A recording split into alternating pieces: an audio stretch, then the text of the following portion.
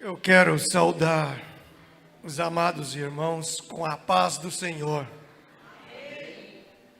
Eu gostaria que o som abaixasse um pouco o som, para que o meu retorno aqui esteja melhor. Minha voz é estridente. Graças a Deus. Isso, leve esse embora e traga esse. Esse aqui o Neto já pôs a boca.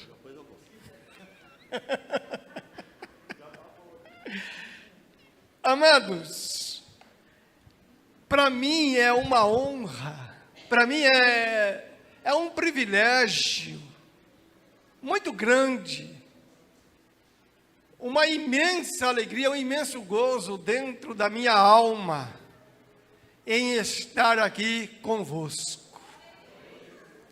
Pastor Josafá é um amigo de décadas, em que nossa amizade está acima de qualquer amizade que se possa existir, uma comunhão muito grande. Eu tenho ele não somente como um irmão em Cristo, como pastor, mas como um pai. O pastor Josafá, desde quando me conheceu, nós dentro da itinerância até hoje, ele tem sido para mim um braço direito e em todos os sentidos, quando ele ainda na sua força total, foi ele que cuidou dos meus carros, foi ele que andou fazendo serviços para mim, me socorreu na Liberdade uma vez. Lembra do pastor Josafá? Que o senhor foi lá, me socorreu lá na Liberdade, o carro deu uma pane, não tinha mais jeito, pelejei, falei, guincho fica difícil. Mas eu liguei para o pastor Josafá lá, demorou 1 hora, mas ele chegou, graças a Deus. Mas eu sou muito grato, eu devo ao pastor Josafá. Eu sou devedor a Deus por vós também, porque esta igreja é uma igreja calorosa, receptiva, alegre, forte.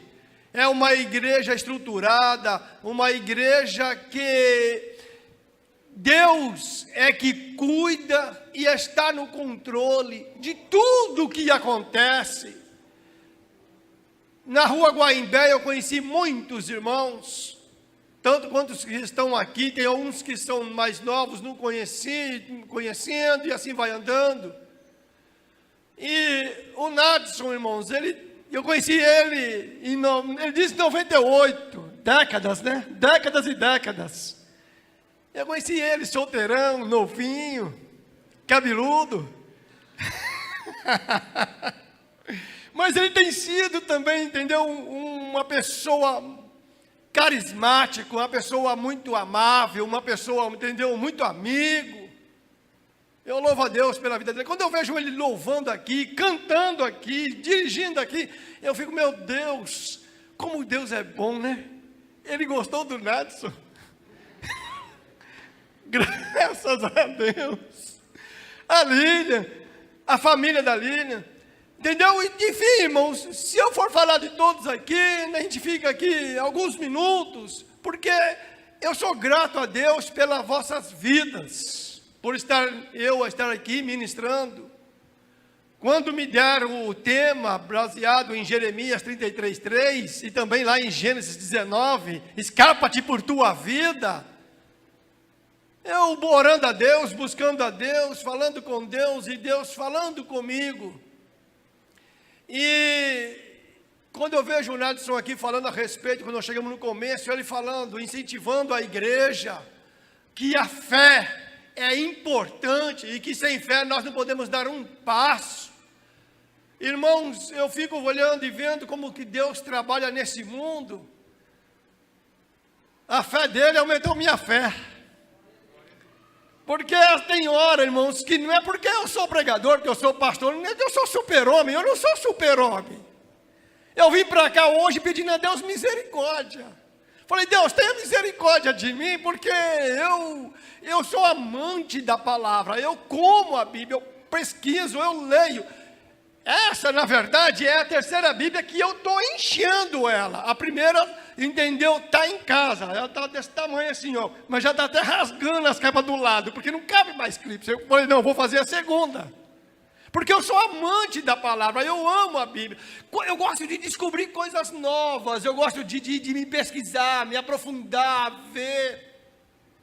Isso, não para mim pregar, mas para mim conhecer Deus. Eu saber quem é Deus que está comigo.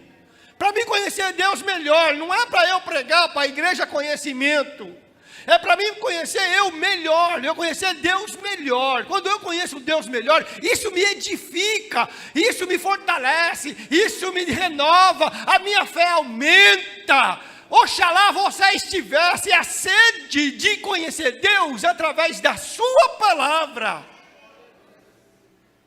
Ontem, no aniversário do meu irmão, pessoas que não são evangélicos, mas temente a Deus, conhece a Deus, mas não segue, não entendeu? Tudo normal. Nós estávamos conversando ali, e um rapazinho muito inteligente, novinho, se formou agora recente para engenheiro, tudo, conversando.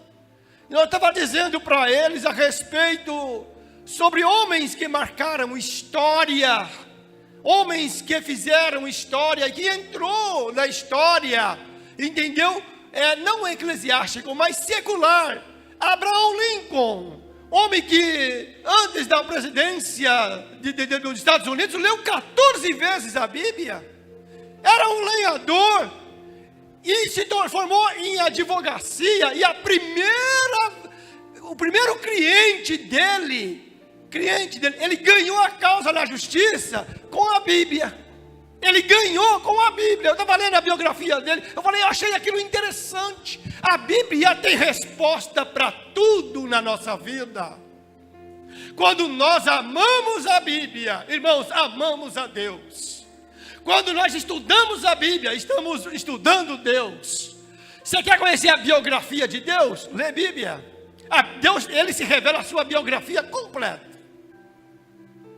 E irmãos, é gostoso quando você pega na palavra de Deus e prega só sobre Jesus. Acabou de pregar sobre Jesus, prega só sobre o Espírito Santo. Acabou de pregar sobre o Espírito Santo, prega só sobre Deus. Quando você conhece os três, irmãos, você conhece a Bíblia todinha. Isto é importante. Por que antes da palavra eu estou dizendo isso para a igreja? Eu estou incentivando a igreja. Você, quando pega na Bíblia, você está pegando na mão de Deus. Sabe por quê? Tem um ditado que diz aí fora que eu reprovei até mesmo um próprio pregador famoso. Eu reprovei. Como eu reprovei? Ele falou assim: esse livro fechado é um livro comum. Eu levantei e falei: é a palavra de Deus. Como? Falei, fechado é Deus em silêncio, mas aberto é Deus falando. Então quando eu pego na Bíblia, eu estou pegando na mão de Deus. Se eu ando com a Bíblia, eu ando com Deus. A Bíblia fechada está na minha mão, eu estou segurando na mão de Deus. Deus está em silêncio, mas se eu abrir, Deus abre a boca e fala comigo. Então tem certas filosofias que eu não posso engolir ou aceitar. A Bíblia é Deus. Você crê ou não, a Bíblia é Deus. A sua palavra, ela tem tanto poder, que você lê qualquer livro, não te faz nada. Mas se você lê a Bíblia, algo acontece dentro de você. Isso é importante, amados. E eu louvo a Deus pela vida de vocês. Então, eu quero Jeremias 33, 13.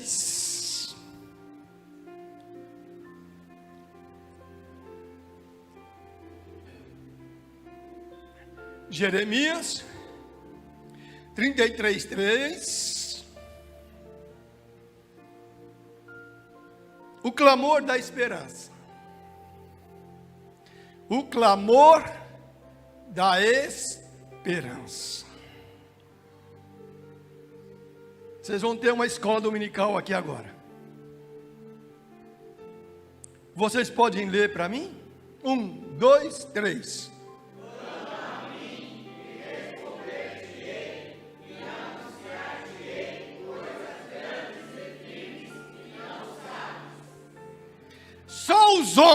Só os homens. 1, 2, 3.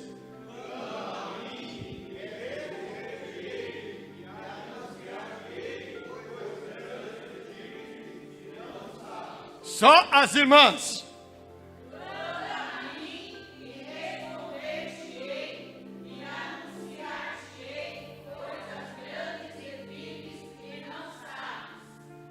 Amém. Podeis sentar. Para nós entendermos o Jeremias é um profeta maior. Tem profetas menores, profetas maiores. Qual a diferença? Os menores escreveu menos, os maiores escreveu mais. Por isso que se torna profetas menores e profetas maiores. Para nós entendermos, para chegar nessa parte aqui, o que Deus está falando aqui, irmão, nós temos que voltar um pouquinho na história, voltar um pouquinho, entendeu? No trabalhar de Deus com o seu povo. Em Jeremias 2:11, vemos que os reis hebreus apresentaram comportamentos pior que os monarcas estrangeiros, inclinando-se à idolatria, abandonando o culto verdadeiro do verdadeiro rei, indo assim às falsas divindades. Israel é um povo de Deus, escolhido por Deus. Não é diferente de nós hoje, igreja.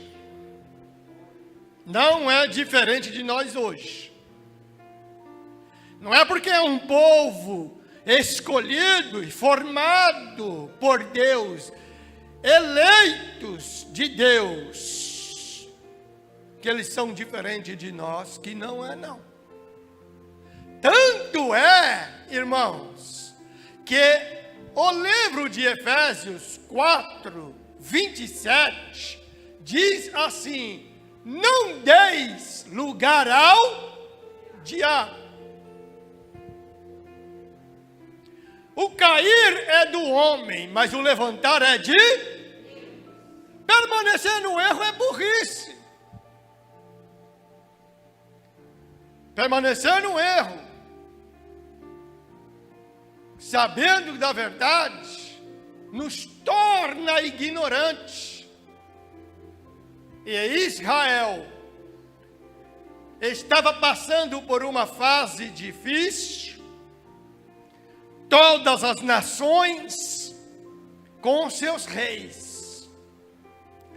E Israel não tinha rei. O rei era Deus. Israel questionou a Samuel. Todas as nações têm reis.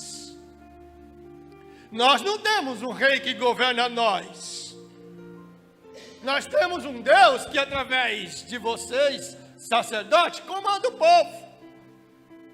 Nós queremos um rei visível, um rei que nós estamos vendo, um rei que a gente pode, entender, saber que nós temos um líder aqui conosco visível. Então, igreja, Samuel vai consultar Deus. Deus fala assim: Samuel, você está preocupado com o que, Samuel? Eles não rejeitaram a ti, eles rejeitaram a mim.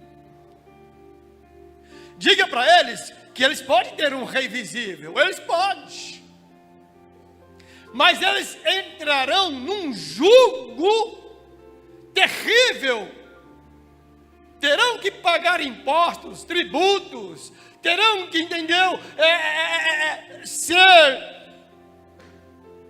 Metade do que eles possuem é dos reis, nada deles. Vamos resumir. Eles não vão ter direito nem da sua própria casa, dos seus próprios filhos. Terão que colocar seus filhos à disposição do rei. Então assim o povo não quer saber. O povo quer saber que eles querem ter e acabou. Então nós começamos a monarquia. Na monarquia, igreja, a monarquia durou 120 anos. A monarquia durou 120 anos. A monarquia começou com o rei Saul. Saul, 2 anos ele foi rei, ótimo na presença de Deus, e 38 anos ele foi, entendeu?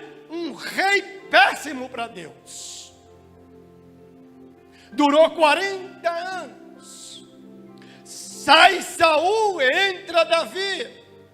Davi é homem de guerra, homem experimentado, homem experiente, homem que começou cedo no trabalho, desde o campo onde Deus sempre esteve com ele, matando urso, leão. Davi passa, quer edificar a casa do Senhor, e Deus fala: não, você é homem de guerra, você é rei de guerra.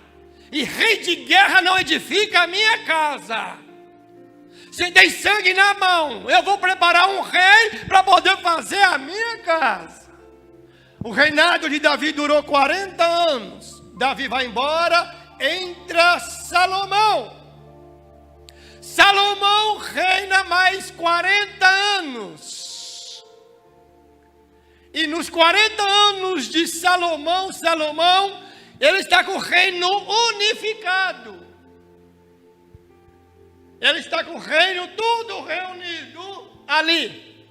Mas na morte de Salomão, começa então agora uma guerra civil.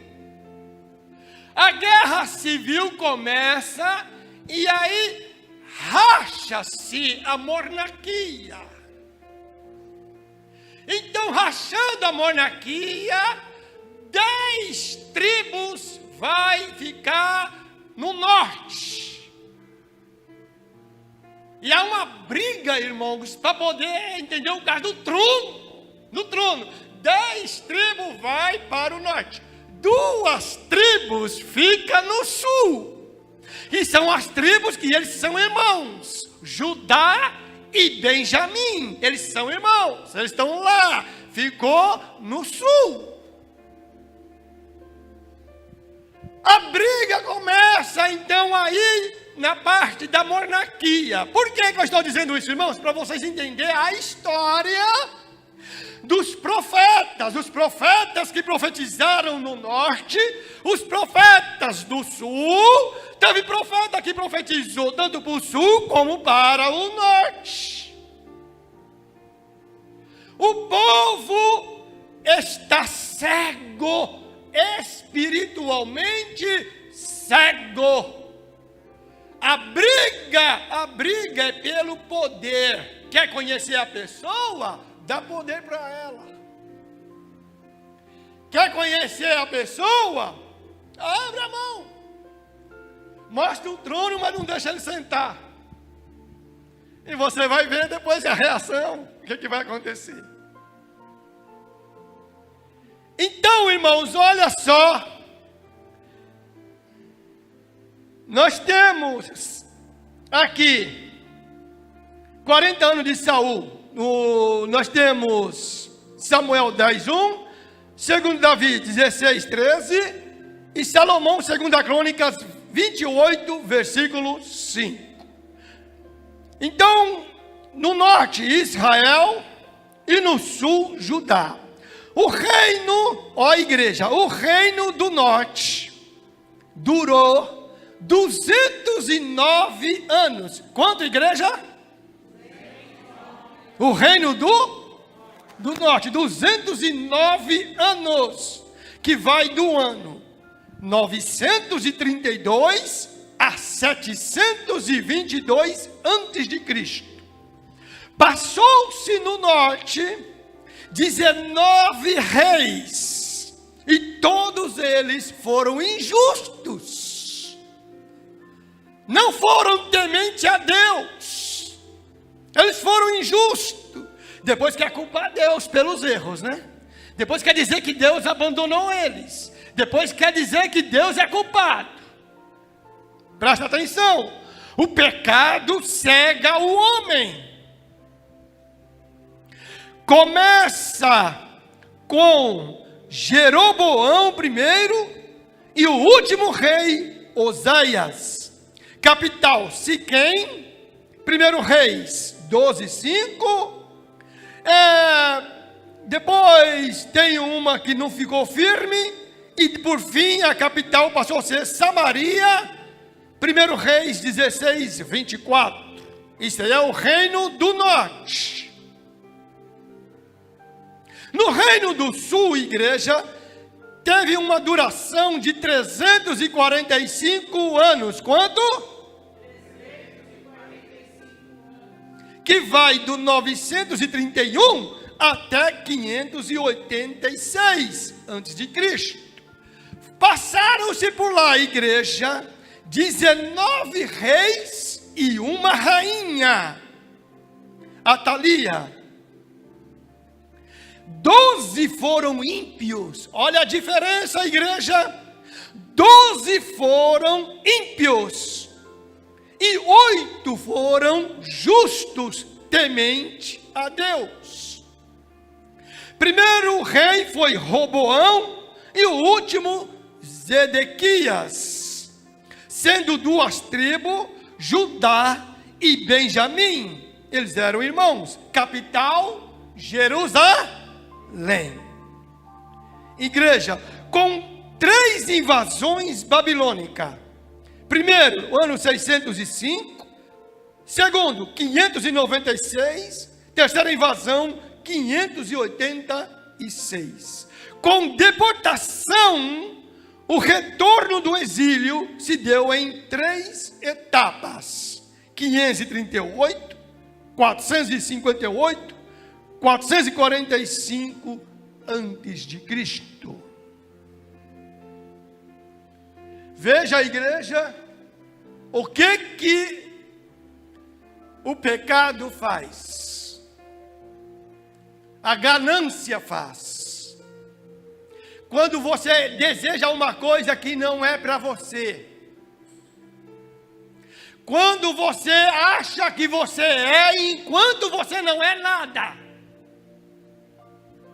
Israel se gabava porque eles achavam que eles tinham um único Deus e que nada podia acontecer com eles.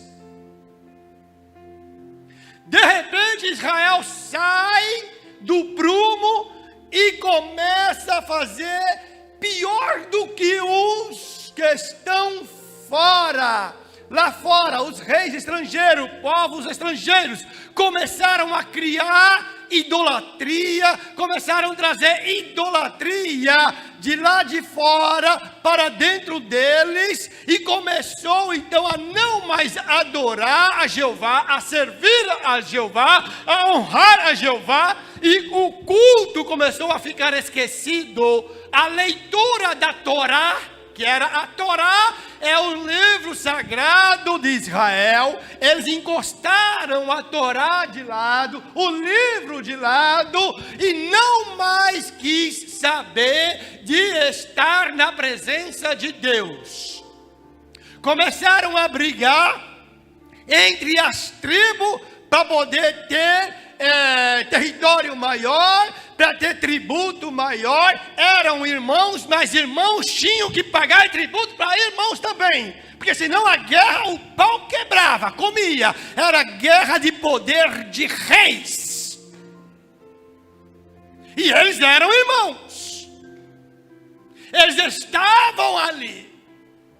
Só que Deus se indignou-se com isso. Deus queria mostrar para eles que o amor dele por eles continua sendo o mesmo. Deus continua amando. Deus ama eles. É a menina dos olhos dele. Ele ama mesmo a pessoa errada, mesmo a pessoa dando, entendeu? Praticando atos imorais, porque a imoralidade de Israel subia às narinas de Deus, porque eles pegavam seus filhos e filhas e iam oferecer para Moloque vivos, os filhos vivos, a Deus Moloque, aquele Deus oco por dentro, e por dentro do tacho de fogo, lá dentro do fogo, jogava-se os filhos e as filhas lá dentro. E Deus viu aquilo e viu a criança e as crianças sendo jogadas vivas e sendo lá dentro, e as almas dessas crianças choravam para Deus, pedindo a Deus misericórdia. Deus se indignou-se com o seu povo, e Deus falou assim: eu vou mostrar para esse povo como é que é. E Deus falou assim: eu vou reger eles com mãos de ferro. E começou a tratar eles de maneira como que um pai que corrige um filho, que ama um filho. E vamos dizer para um outro lado, vamos levar para um lado, o segundo lado, Israel, esposa de Deus. Deus usando os profetas a respeito de Jesus, seu filho. Ele estava preparando o seu povo para um renovo, para uma nova história, uma nova etapa. O amor de Deus é muito grande, igreja, muito grande. Quem era nós no passado? Quem não nasceu na igreja? Porque os que nasceram na igreja estão até hoje, então tudo bem. Não, mas eu nasci. Eu estava na igreja, eu saí da igreja. Não era para mim estar pregando hoje aqui. Ex-roqueiro, ateu, cabeludo, cabelo meio cacheado, esquisito. Roqueiro dos anos 70. Era para mim estar aqui, não. O amor de Deus me alcançou. Jesus foi pessoalmente me buscar, aleluia, na rua. O amor dele é muito grande, irmãos. O amor dele é infinito. O amor dele não tem tamanho, não tem largura, não tem altura, não tem profundidade. Quando ele ama, ele ama, e ele ama, e ele ama, e acabou. Ele vai e tira você do inferno e põe você em cadeira de honra, porque ele te ama. Israel passava por uma fase muito difícil. Não queria saber de Deus. Jeremias, ele é de Anadote, território de Benjamim, 6 quilômetros de Jerusalém. Diz a história que Anadote, ele comprou essa terra para ele, mas não sabia ele do que estava acontecendo no cativeiro. Mas a história diz que ele comprou do seu primo.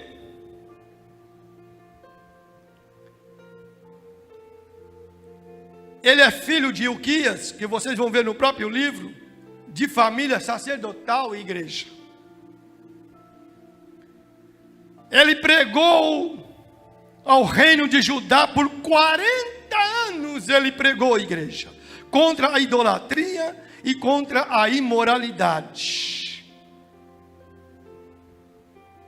Quem é Jeremias? Quem é Jeremias? Vocês vão ver Jeremias, quando Deus chama Jeremias de família sacerdotal. Ele era para ser sacerdote, mas Deus o chamou para ser profeta. Irmãos, quem tem o poder de mudar, quem tem o poder de trocar, quem tem o poder de tirar e de fazer só é Deus.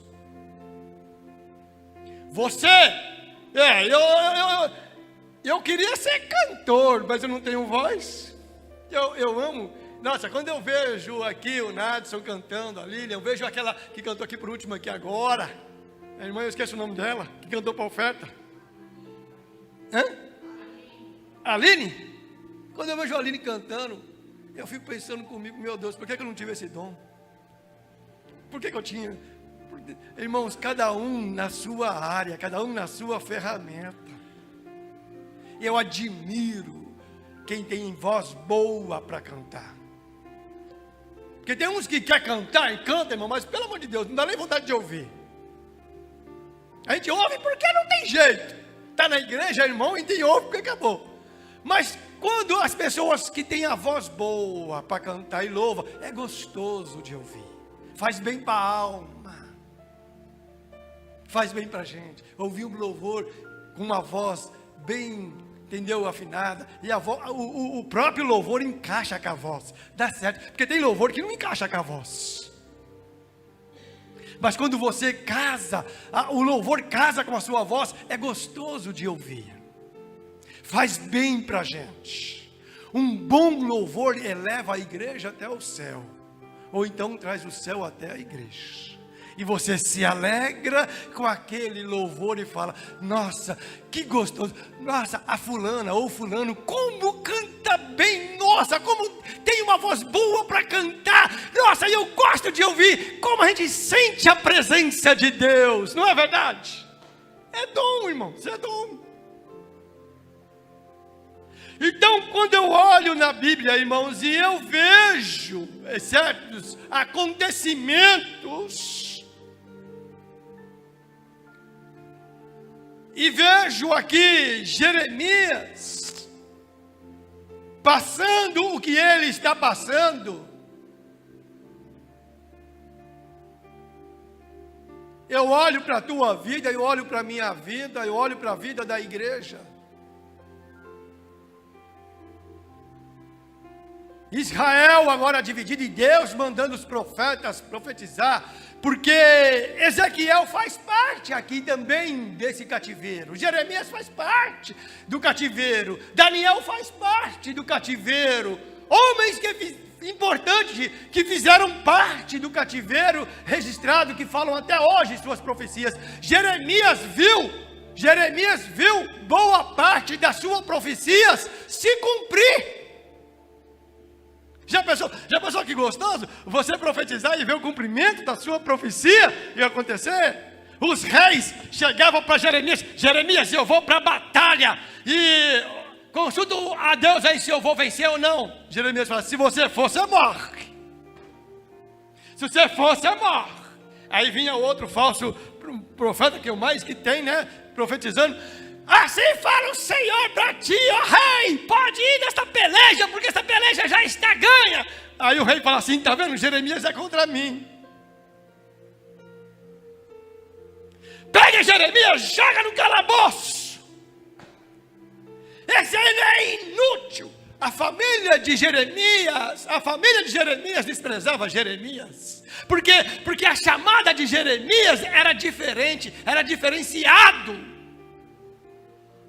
Irmãos, eu vou falar uma coisa para vocês. Tem coisa que acontece na nossa vida e nós não entendemos. Eu vou decorrer aqui e vou mostrar para vocês. Jeremias está dizendo aqui, ó, clama a mim, está no presente. Clama a mim, clamar a mim está no presente. E responder-te-ei, está no futuro. Deus está revelando o futuro a Jeremias. E Deus está se dizendo para Jeremias: se me buscares a mim, eu garanto o teu futuro. Eu vejo o Nadson falando aqui no começo a respeito da fé, que nós temos que ter fé em Deus, que nós temos que buscar, clamar, que Deus responde. Ele falava com tanta ênfase, ele fala assim, é como que se Deus já tivesse respondido ele, no problema que ele está passando, Deus já respondeu, só que ele só tem que crer lá na frente, já está a resposta dele. Então ele falava com ênfase, e isto é importante, é a fé que você tem que ter em Deus, que Deus é a solução do teu problema. Terça-feira passada eu estava pregando, eu estava falando de uma pandemia pior do que o coronavírus, que assola o mundo inteiro, e está assolando, e vai acabar ainda com milhões. Chama-se a pandemia da ansiedade. A ansiedade está matando a raça humana sem eles perceber. Eles vivem no futuro sem estar no futuro e esquece de viver o presente. Quem está no futuro é Deus. E quem está no presente é eu e você.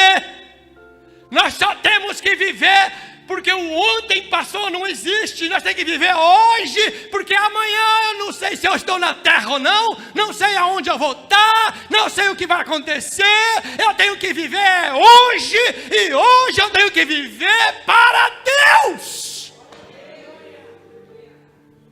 A ansiedade mata, é a causa de milhões de doença que até os médicos não conhecem.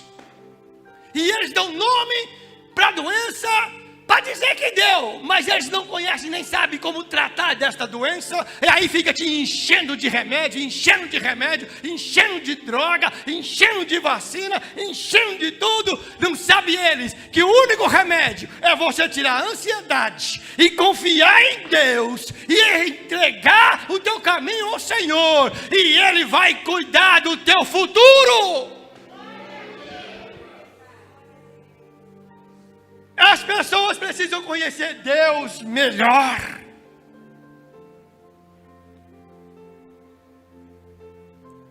Veio uma memória aqui agora, eu vou falar. Conhecereis a verdade, e a verdade vos? Quem é a verdade? Se Jesus é a verdade, gente, conhecer é conhecer Deus. Aqui, Deus está dizendo a Jeremias: clama a mim, eu tenho a solução para vocês. E olha, eu tenho a solução, Israel, eu tenho a solução, igreja, eu tenho a solução. Clama, busca-me a mim, e vocês vão ver o que eu vou fazer. É difícil. A gente dobra o joelho 2 minutos, já não tem mais palavra para falar, né, com Deus, não é verdade? A oração mais curta que nós fazemos é a oração de 2 minutos. Nós não conseguimos orar meia hora. Para quem gosta de vigília, ora 1 hora brincando. Mas para quem não gosta de vigília, 2 minutos parece uma eternidade. Não é verdade? Então Deus está dizendo: eu garanto o seu futuro. Agora, igreja, preste atenção aqui uma coisa. Olha só que interessante. A forma como Deus se revela a Jeremias. Olha a forma como Deus se revela para Jeremias 33, do 1 até o 26. Deus aparece, são 26 versículos, certo? Deus aparece 20 vezes para Jeremias. Dos 20 que ele aparece para Jeremias, igreja, 7 são caracterizados da aparição de Deus a Jeremias. Vocês querem ver uma coisa, como o 7 é caracterizado, a aparição dele? Primeiro, ele é o Jeová, o Senhor que faz. Segundo, Jeová Pará, que quer dizer Jeová que cria.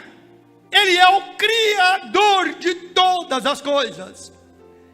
Ele é Jeová Roi, que quer dizer Senhor da ternura, Senhor do cuidado, Senhor da bondade.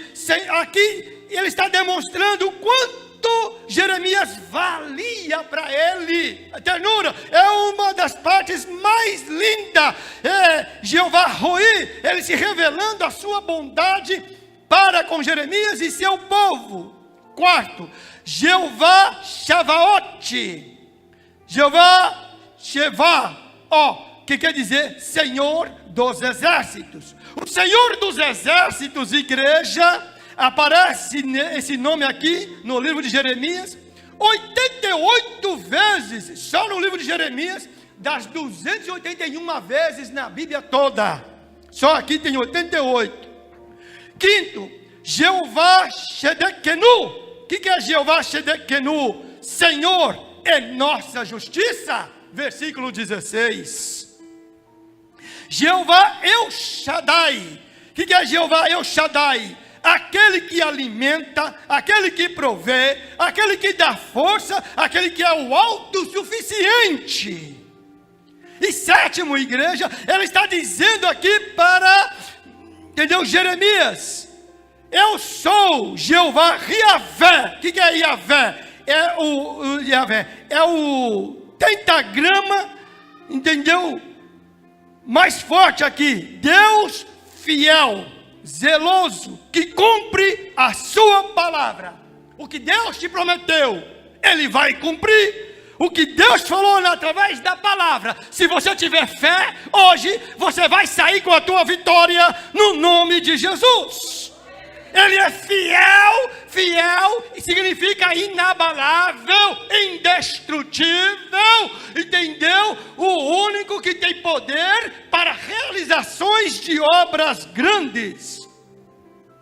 Israel, igreja, tinha um Deus que governava e não é governado, rege e não é regido, preside e não é presidido, Ele manda e não é mandado, e Ele é fiel para cumprir todas as promessas. Aqui agora, igreja, eu faço uma pausa e digo: qual é a tua tomografia que você se encontra? Qual é a sua tomografia? Você está no vale? Você está no aperto?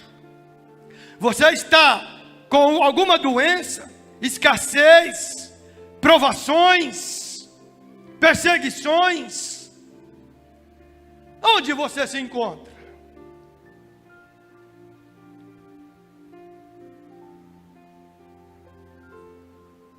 O texto diz assim: Jeremias estava preso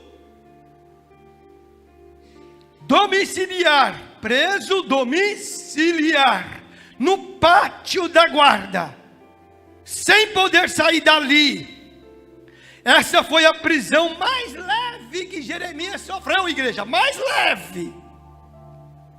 Por que ele é chamado de profeta chorão? Tanto é, igreja, que Jeremias foi um homem que ele amaldiçoou o dia que ele nasceu, sabia? Você sabia dessa? Jeremias amaldiçoou o dia que ele nasceu, capítulo 20. Você vai ler que Jeremias amaldiçoou o dia que ele nasceu.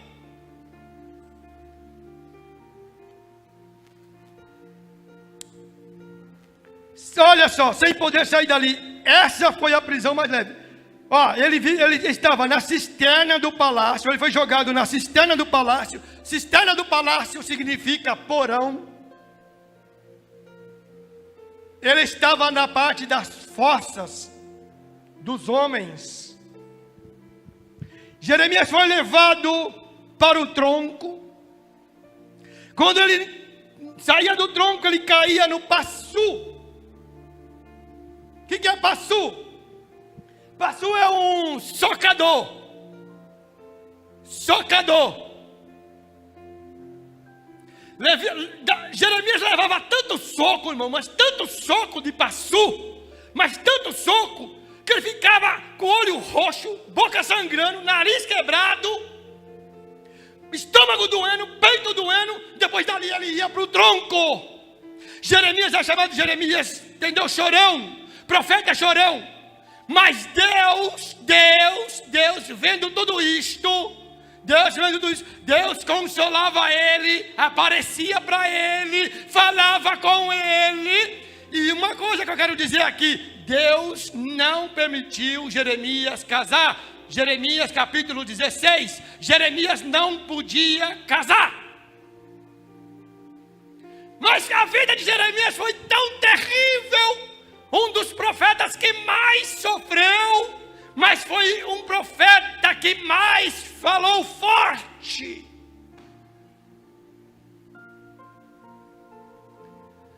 Tem pessoas nos nossos convívios de hoje, dentro das igrejas, não fora da igreja, mas dentro das igrejas, tem pessoas que Deus não deixa casar. Renato, Deus não deixa casar. Por quê? Porque o louvor, a pregação, o testemunho, a palavra, entendeu? A vida dele tem, entendeu? Um objetivo, Deus tem um projeto, é através dele que centenas e centenas e centenas de almas estão entrando no reino de Deus. Aí já olha para a vida de Jeremias, um profeta, ele não podia casar, Deus não permitiu ele casar, e ele passa com tudo isso. Irmão, fala para mim, você não ia chorar não? Se você fosse um profeta igual Jeremias, para viver igual Jeremias, será que você aguentaria ser crente nos dias de hoje? Será que nós íamos ser fiel a Deus nos dias de hoje? Muita gente olha para mim, vem eu pregando da forma como eu prego, irmão, mas eu prego como se eu estivesse vivendo esta mensagem, sentindo na pele, porque Deus queria que Jeremias sentisse na pele o que ele está sentindo pelo seu povo. É fácil falar, é fácil, entendeu? E chegar e profetizar, revelar, pregar. Difícil é você viver o que você está pregando. Jeremias chorou tanto de ver sua família cativa. Jeremias chorou, mas chorou amargamente, entendeu? Muito de ver seu povo sendo levado cativo. Jeremias, ele viu a destruição de Jerusalém, os muros, tudo acabado.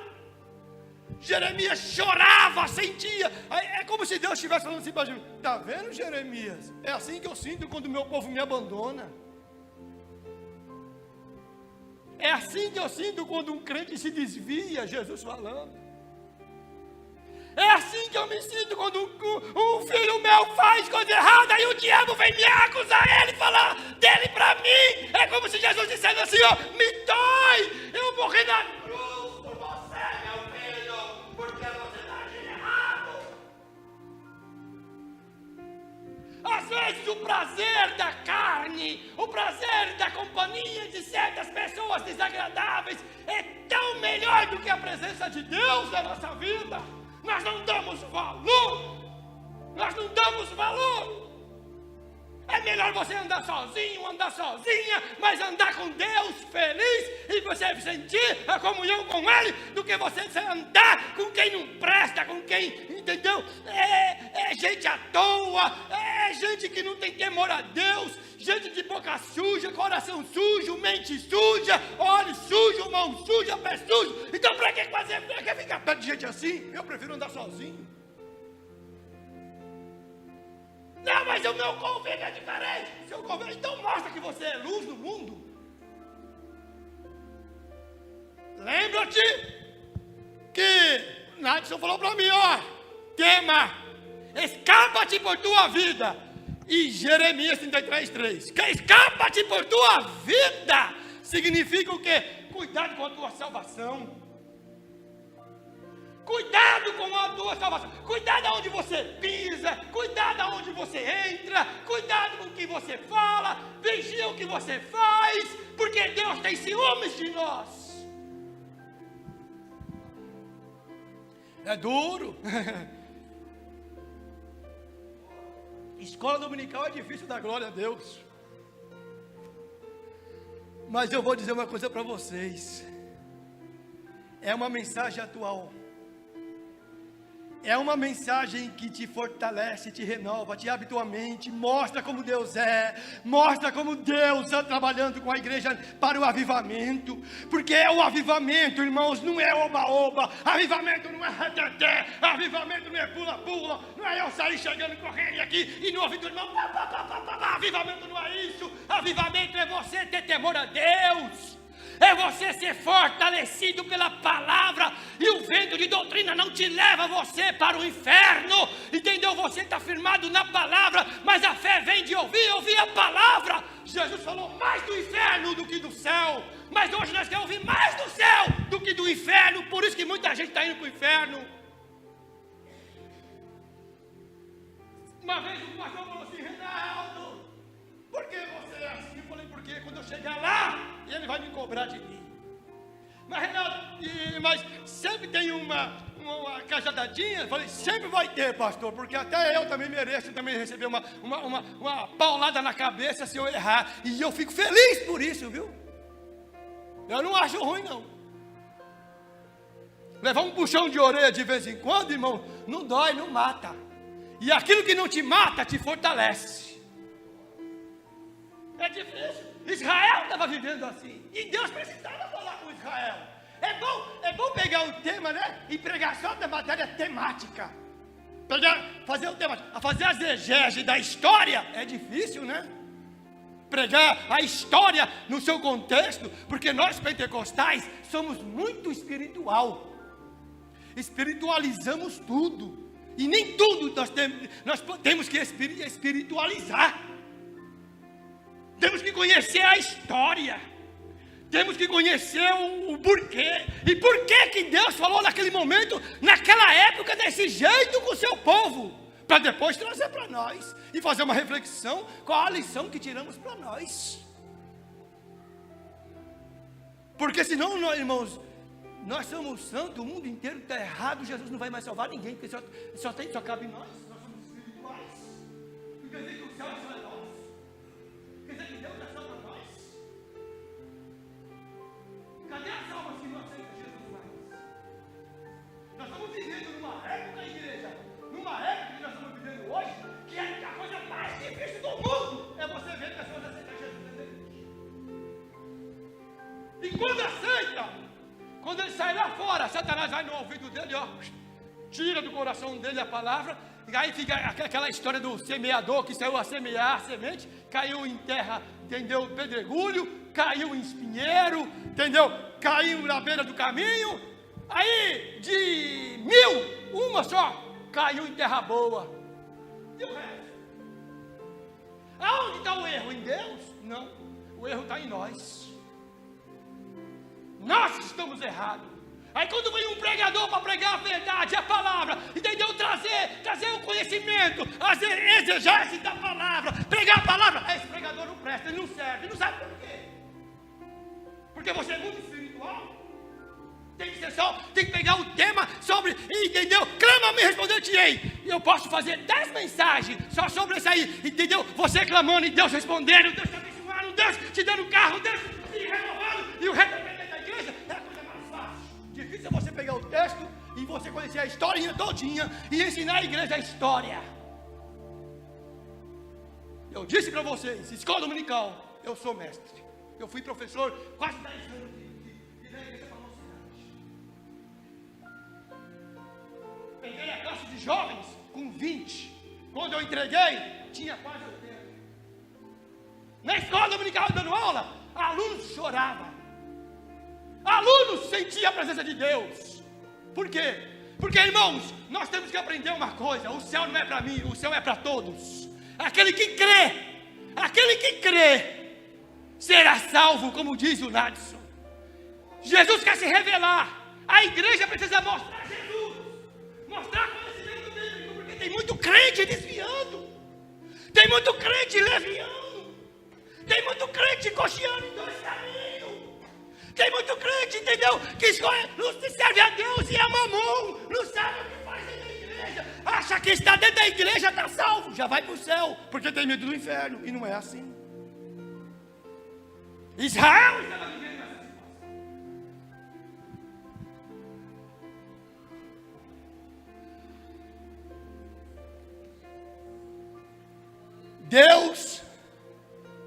Deus não está preocupado. Deus não está preocupado em livrar Jeremias das provas. Tem crente, igreja, que Deus não tem pressa em tirar ele da prova,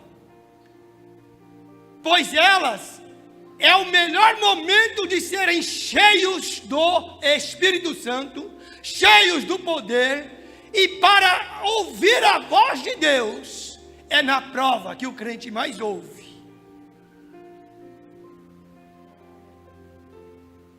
Observa, a igreja, que todo crente doido passou pela moenda de Deus.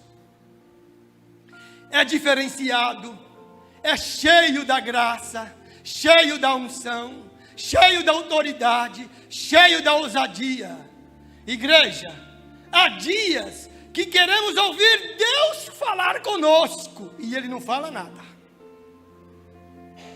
E há dias, igreja, que não queremos e não esperamos, aí Deus fala.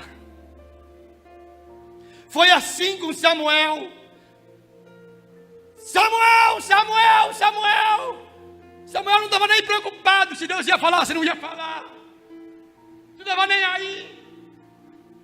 E Deus chama Samuel, e até que Samuel, então, ele pega e fala para o Senhor: eis-me aqui. Deus se revela a Jeremias e fala com ele. Deus fala a Jeremias 8 vezes, igreja, 8 vezes Deus fala com Jeremias. Entendeu? Olha só a maneira. Ele fala no verso 1, ele fala no verso 4, ele fala no verso 10, ele fala no verso 12, ele fala no verso 14, ele fala no verso 17, ele fala no verso 19 e ele fala no verso 23. Toda manifestação de Deus, igreja, é proposital. É proposital. Deus não faz nada por acaso, mas Ele se revela a Jeremias. Olha só aqui, igreja. Clama a mim, Jeremias. Olha o que você está passando. Clama a mim e responder-te-ei. Ele está dizendo para Jeremias assim, igreja: clama a mim, eu vou cumprir a promessa que eu tenho contigo, que eu tenho com a minha casa, com Israel. Clama a mim e eu vou entrar na sua casa. Clama a mim, eu vou tirar você do cativeiro. Clama a mim, eu vou tocar na sua enfermidade. Clama a mim, eu vou realizar milagre na tua vida. Jeremias está encarcerado, sem poder sair, encarcerado. Quem está encarcerado, igreja, não sonha. Quem está encarcerado está desanimado, sem futuro, sem reconhecimento. Quem não é visto não é lembrado. Deus está vendo, esperando a atitude. Lembra que Inácio falou sobre atitude? A atitude diz: clama a mim, clama a mim. E Deus está dizendo assim, igreja, para nós hoje: eu quero um relacionamento com você. Clama a mim. Eu quero um relacionamento. Eu te tiro do anonimato, te tiro da solitária. Volta a sonhar. Volta a sonhar. Eu vou te dar o que você perdeu.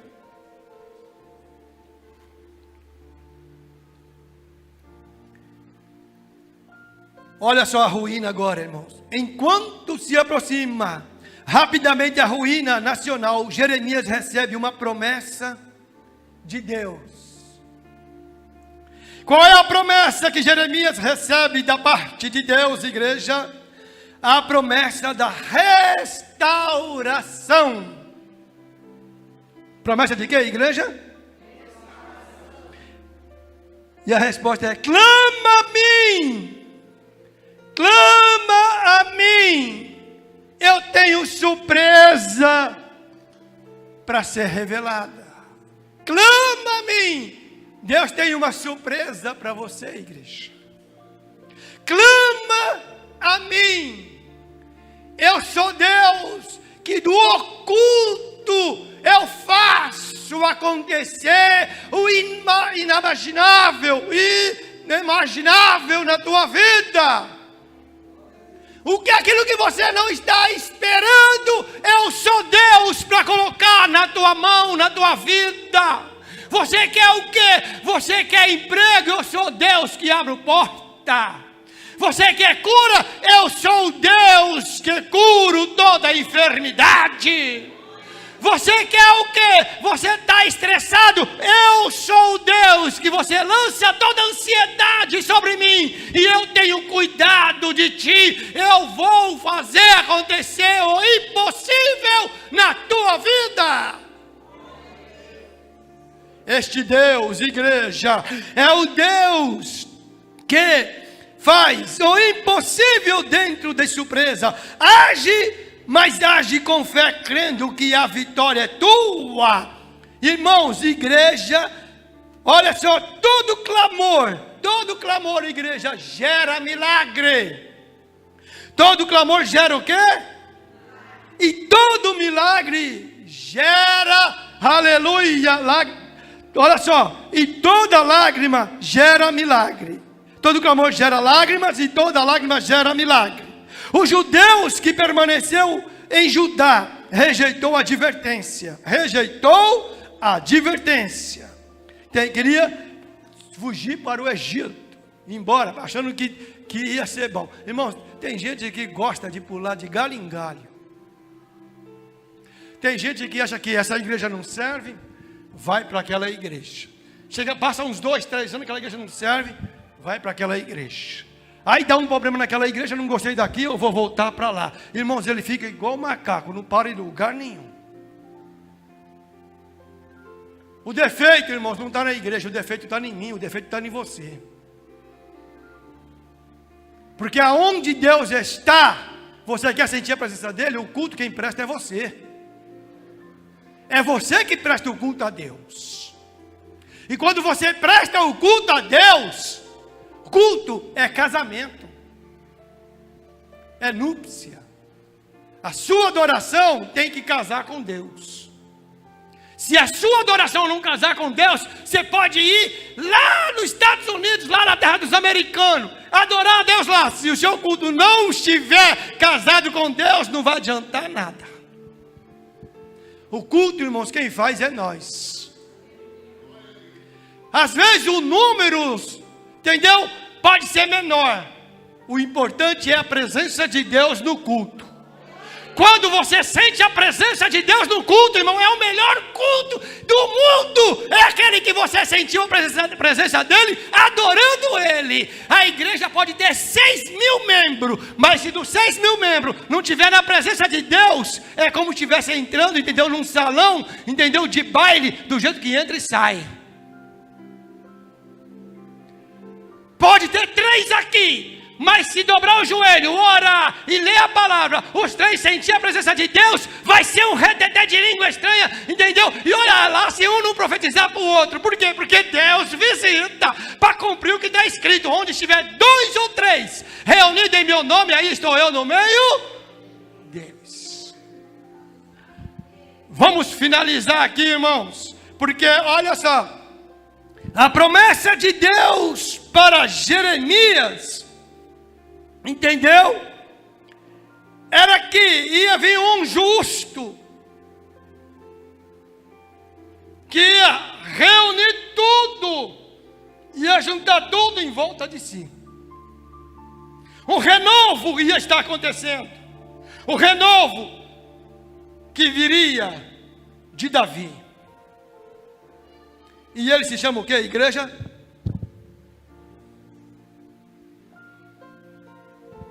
Jesus. A promessa está ali.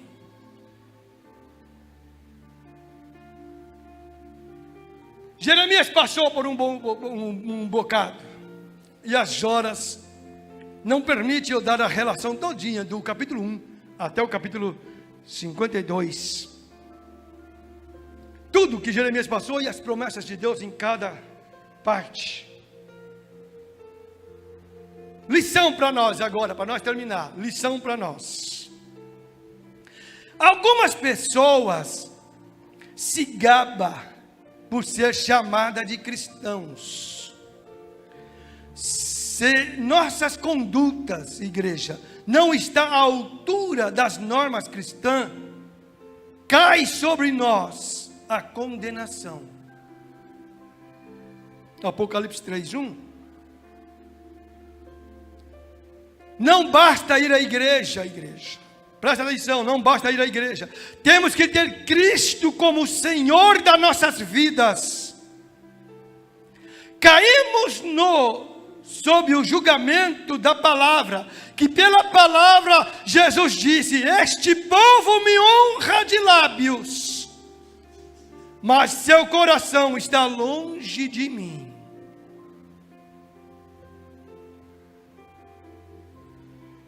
Mas o clamor com arrependimento, Salmo 51, verso 10 e 12, põe na tela, Salmo 51, versículo 10 a 12, olha só.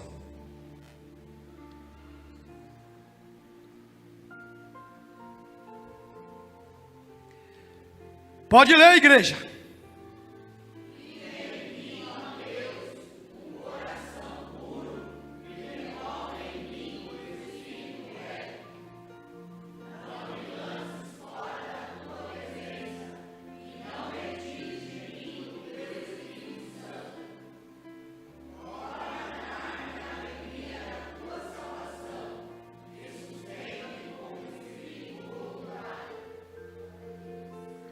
Eu fecho aqui com esses versículos.